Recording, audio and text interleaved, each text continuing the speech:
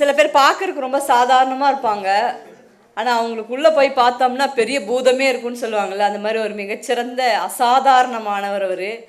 அப்புறம் பார்க்கறதுக்கு அப்படி கொஞ்சம் தெனாவட்டு அப்படியே ஒரு ஆள் ஒரு ஓரமாக நிற்பார், ஆனால் பண்ணுறதெல்லாம் வடிவேல் மாதிரி காமெடி பண்ணிக்கிட்டே இருப்பார். அது தெரிஞ்சவங்க தான், அவங்க கிட்ட தான் அப்படி பேசணும் அப்படியெல்லாம் இல்லை. யாருனாலும் சரி, பஸ் ஸ்டாண்டுனாலும் சரி, நாங்கள் காலேஜ் ரோடுனாலும் சரி, இலக்கிய கூட்டம்னாலும் சரி, சினிமா கூட்டம்னாலும் சரி, நாங்கள் அப்படி தான் இருப்போம். அப்படி எப்போதும் தன்னை இளமையாகவும் உற்சாகத்தோடும் சுறுசுறுப்போடும் தன்னோடு இருப்பவர்களை சிரிக்க வைக்க வேண்டும், தன் எழுத்துக்களில் சிரிப்புகளை கொண்டு வர வேண்டும் அப்படின்னு லைவாக சந்தோஷமாக என்ன வேணாலும் நடக்கட்டும்டா நான் ஜாலியாக இருக்கேன் அப்படின்னு சொல்லுவாங்களே, அப்படிப்பட்ட ஒரு கேரக்டர். அந்த மாதிரி இலக்கியத்தில் ரொம்ப பேரை பார்க்க முடியாது, ஏன்னா எப்போவுமே இறுக்கமாக இருப்பாங்க, ஏதோ பொண்டாட்டி திட்டு வாங்கின மாதிரியே தான் அவங்க கதையும் இருக்கும், கவிதையும் இருக்கும், எழுத்தும் இருக்கும். சில பேர் தான் அப்படி இருக்கும். அந்த வகையில் கணேஷ் பாலா அவர்களை பேச அன்போடு அழைக்கிறேன். அவரும் இந்த நாவல்களில் நடுவராக இருந்தவர். அதற்கு என்னுடைய வாழ்த்துக்களோடு. வேற நாவல் போட்டி படித்து நாவலை செலக்ட் பண்ணுறதுன்றது வேறு. இந்த நாவல்களை தேர்ந்தெடுக்கிறது ரொம்ப சவாலான விஷயம்.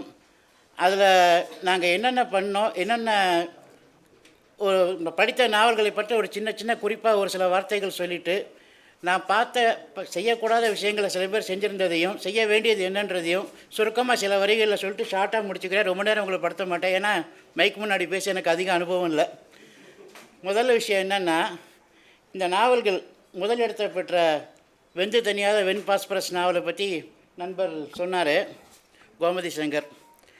நான் பார்த்த விஷயம் என்னென்னா, அதில் 3 விஷயத்தை ஹேண்டில் பண்ணியிருந்தாங்க ஜெயா. ஃபஸ்ட்டு திங் வந்து ஹஸ்பண்டு குடிகாரனா, வீட்டுக்கு எந்த பொறுப்பும் செய்யாதவனா, அப்படிமா ஒருத்தன் நல்லா இருந்த ஒருத்தன் குடிகாரனாக மாறக்கூடாதால் வரக்கூடிய பிரச்சனைகள்ன்றது ஒரு விஷயம்.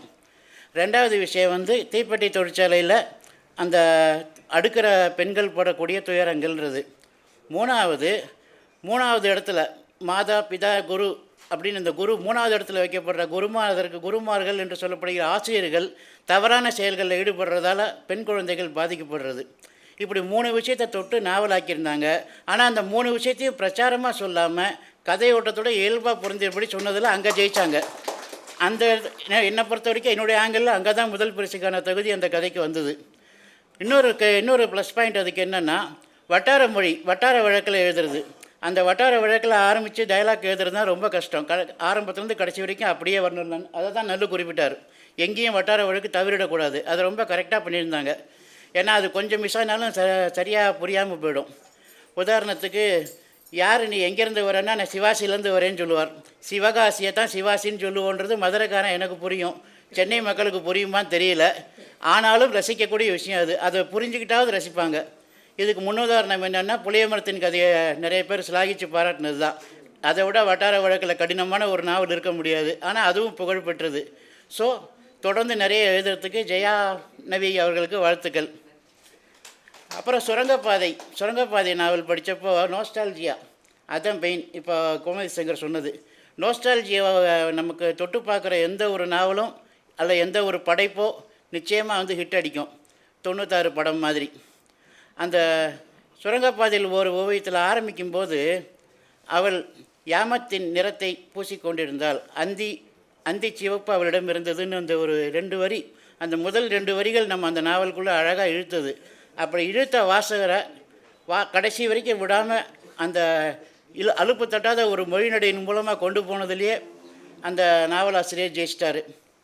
சுரங்கப்பாதையில் ஒரு ஓவியம் வந்து யார், மிஸ்டர் பாலஜோதி சார், நல்லா பண்ணியிருந்தீங்க. மற்றபடி அந்த நாவலுடைய சிறப்புகள் இன்னும் டீட்டெயிலாக நான் சொல்ல வேணாம். அமிர்த சூர்யா பேசின வீடியோவே இருக்குது.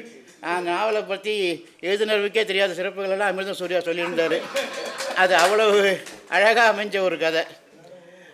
அப்புறம் அண்டனூர் சுறாவுடைய நாவல், என்னை பொறுத்த வரைக்கும் அந்த நாவல் எதில் வித்தியாசப்பட்டதுன்னா, ஒரு சம்பவத்தை ஆவணப்படுத்தினதாலன்னு கோமதி சங்கர் சார் சொன்னார். சம்பவத்தை ஆவணப்படுத்தினது மட்டும் இல்லாமல் மொழி நடை கொஞ்சம் அழகாக இருந்தது. பாம்பை பற்றி பாம்புடைய போர்ஷன் வந்தால் இவர் பாம்பாயிட்டார், ஆமை பற்றி போர்ஷன் வந்தால் இவர் ஆமையாயிடுறாரு. அந்த மொழி நடை வந்து ஒரு சுவாரஸ்யத்தை கொடுத்து படிக்க வச்சது. அந்த வகையில் அந்த நாவல் ரொம்ப பிடிச்சிருந்தது. இது முதல் 3 பரிசுகள் பெற்றது.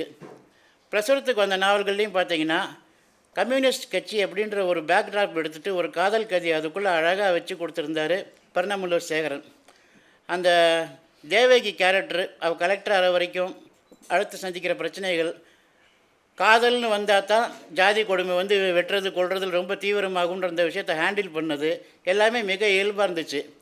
நாவலாக நீங்கள் படிக்கும்போது உங்களுக்கு தோணலாம், சட்டுன்னு கிளைமேக்ஸ் வந்த மாதிரி இருக்கேன்னு. சட்டுன்னு தான் வரும்.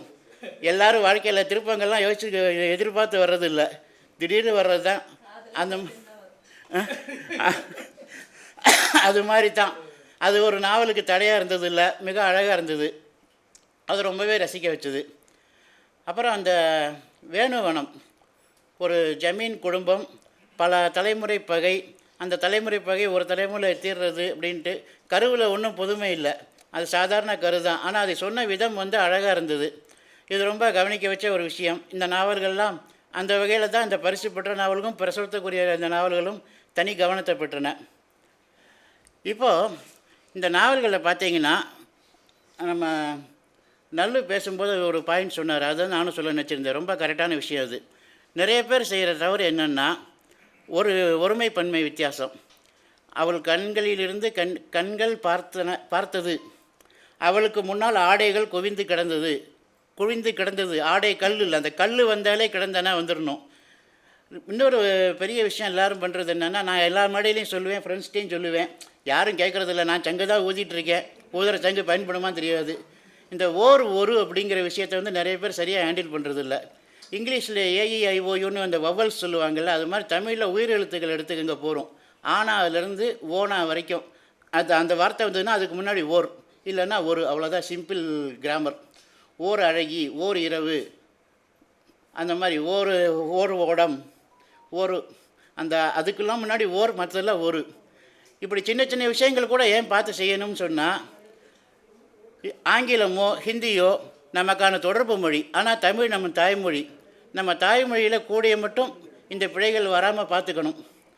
இதை சொல்கிறதுல என்ன பிரச்சனை இருக்குன்னா, ஒரு முறை என் நண்பா ஒருத்தரை கூப்பிட்டு, இப்போ நான் சொன்னது 2 விஷயங்களை விளக்கினேன், தமிழை கொஞ்சம் ஒழுங்காக கையாளணுன்ட்டு. மண்டையை ஆட்டிட்டு போனார். 2 நாள் கழிச்சு ரொம்ப குதூகலமாக கையில் என்னுடைய நாவல் எடுத்துகிட்டு ஓடி வந்தார். பார், இந்த இடத்துல அண்டர்லைன் பண்ணியிருக்க, 2 இடத்துல நீ இந்த மாதிரி மிஸ்டேக் பண்ணியிருக்கேன்னு. ரொம்ப சந்தோஷம்டா, இப்படியாவது என் புக்கை படித்தா தான் உண்டு நீ அப்படின்னு சொல்லிவிட்டு நான் அவர்கிட்ட சொன்னேன், தவறுதல் அறியாமல் வர்றது யாருக்கும் நேரும். ஜெயகாந்தன்லேருந்து என்ன மாதிரி சில்லறை எழுத்தாளர் வரைக்கும் யாருக்கு வேணால் வரலாம். தெரிஞ்சு செய்யக்கூடாது, கூடிய வரைக்கும் தவிர்க்க முயற்சின்னு தான் சொல்கிறேனே ஒழிய நான் பெரிய யோக்கியன்றதுக்காக சொல்லலை. நம் மொழிக்கான நியாயத்தை செய்ய கூடிய மட்டும் நீங்கள் முயற்சி பண்ணுன்னு சொல்லி அனுப்பி வச்சேன். இந்த மாதிரி சொன்னால் ஏற்றுக்கிற மனநிலை இல்லாதவங்க வளர முடியாது. இதுக்கு இன்னொரு, நான் பார்த்த வரைக்கும், இந்த நடுவர் வேலையை செய்த வரைக்கும், நான் இந்த போட்டின்னு மட்டும் இல்லை, வேறு 2-3 போட்டிகளுக்கு நடுவராக இருந்திருக்கேன். அந்த அனுபவத்தில் சொல்கிறேன். ஒரு எழுத்தாளர்கிட்ட வந்து இணைய பத்திரிகைக்கு ஒரு சின்ன கட்டுரை கேட்டிருந்தோம். கட்டுரை அனுப்பியிருந்தாங்க. அதை பப்ளிஷ் பண்ணதுக்கப்புறம் அங்கேருந்து ஃபோன் வருது, மெசேஜ் வருது, நான் 15 வரிகள் அனுப்பியிருந்தேன், நீங்கள் 10 வரிகள் தான் போட்டிருக்கிறீர்கள்னு. எடிட்டிங் அப்படின்னா என்னன்றதே இன்றைக்கி யாருக்கும் தெரியல. ஏன்னா ஃபேஸ்புக்கிலேருந்து எல்லா ஊடகங்களையும் நீங்கள் எழுதி அப்படியே நீங்களே போஸ்ட் பண்ணிடலாம். இப்போ நாவலும் அப்படி தான். இந்த நாவல் வந்து படித்து செலக்ட் பண்ணி கொடுத்தது தான் நடுவர்கள் வேலையை ஒழிய, நான் பதிப்பாளராக இருந்தால் நிறைய வரிகள் சுருக்கிட்டு தான் போடுவேன். தேவையற்ற வரிகள்ன்றத நாம் தான் பண்ணணும், கண்டுபிடிக்கணும்.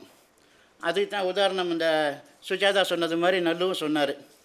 நாம் நாளைக்கு ஊருக்கு போகலாம் அப்படின்னு அத்தனை வார்த்தை வேணாம், சரி போகலான்னா முடிஞ்சு போச்சு. இது போல் ஒரு உதாரணங்கள் சுருக்கமான வார்த்தைகளில் சொன்னால் தான் வரும். இந்த கதையில், இந்த போட்டிக்கு வந்த கதைகள்லேயே சில நாவல்களை நாங்கள் ஒதுக்கிட்டோம்.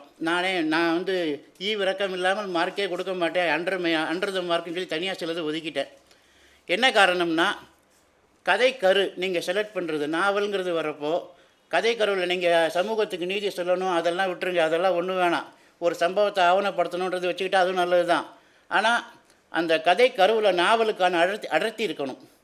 ஒருத்தர் எழுதியிருந்தார், ஒரு சின்ன ஒரு 40 பக்கம் ஒரு குறுநாவலுக்குள்ளே ஒரு சப்ஜெக்டை, நீங்கள் கேட்டது என்ன 30,000 வார்த்தை தானே, 150-160 பக்கம் வரணும் அவ்வளோதானேன்னு சொல்லிட்டு அதை போட்டு இழுத்து, அந்த மாதிரி இழுக்கிறது அப்படின்னு வந்தாலே படிக்கும்போதே தெரிஞ்சிடும் இது நமக்கு தேவையில்லாத வேலைன்னு. அதை அப்படியே ஒதுக்கிடுவோம்.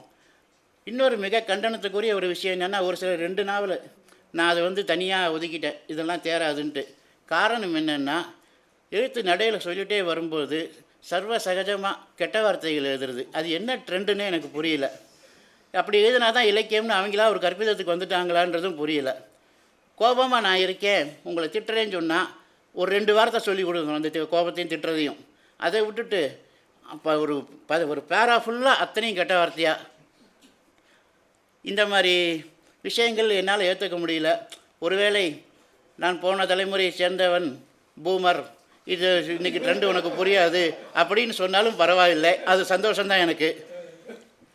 இந்த மாதிரி விஷயங்கள் கொண்ட நாவல் இதெல்லாம் நான் சொல்கிறது காரணம், இந்த நாவல் போட்டியில் எழுதி பரிசு வாங்கின எழுத்தாளர்கள் மட்டும் இல்லை, வாங்கக்கூடிய விருப்பத்தில் அடுத்த போட்டிகளில் கலந்துக்கூடிய இருக்கிறவங்களுக்கும் இது ஒரு உதாரணமாக ஒரு உற்சாகமான டானிக்காக இருக்கும்னு நம்பி தான் இந்த விஷயங்கள்லாம் சொல்கிறேன்.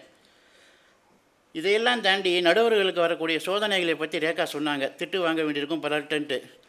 திட்டு வாங்கிறது மட்டும் இல்லை, நம்ம சூர்யா சொன்ன மாதிரி சைலண்ட் மோடுக்கு போயிடுவோம். எனக்கு நாவலில் யார் எழுதுனது என்னன்னு சொல்லாமல் அவங்க அனுப்பினாலும், சிறுகதையில் யார் எழுதுனது என்னன்னு சொல்லாமல் அனுப்பினாலும், நான் நீண்ட வாசிப்பு பழக்கத்தில் இருக்கிறதால, இல்லை எல்லாரோடையும் பழகிட்டு இருக்கிறதால, சில விஷயங்கள் படிக்கும்போதே இது இவருடைய ரைட்டிங் தான் கண்டுபிடிச்சிடுவேன். உதாரணத்துக்கு 10 புனைப்பெயரில் எழுதி அனுப்பினாலும் அபுல் கலாம் அண்ணா ஆசாத் எழுதி அனுப்பினார்னா அவருடைய நடையை கண்டுபிடிச்சிடுவேன். அந்த மாதிரி படிக்கும்போதே எனக்கு தெரிஞ்சது ஒரு சில எழுத்துக்கள் யார் எழுதுனதுன்ட்டு. அதனால் எங்களுடைய பார்வையில் எந்த வித்தியாசமும் வராது. ஆனால் அவங்க பார்வையில் தான் வித்தியாசம் வரும். ஃபோன் பண்ணிவிட்டு என் நாவலில் என்ன குறை, இப்போ பரிசு கிடைக்குமா, போட்டி நடக்கும்போது அதை பற்றி வாயே பேசக்கூடாது, நான் பண்ண அது இவர் பண்ணதால், நடுவர்கள் இன்னாரெல்லாம் அனௌன்ஸ் பண்ணதால், சூர்யா பண்ணதால் ஒருத்தர் கேட்டார். நான் அதை சொல்லக்கூடாது, போட்டி முடிஞ்சதுக்கப்புறம் பேசுங்கன்ட்டு வச்சுட்டேன்.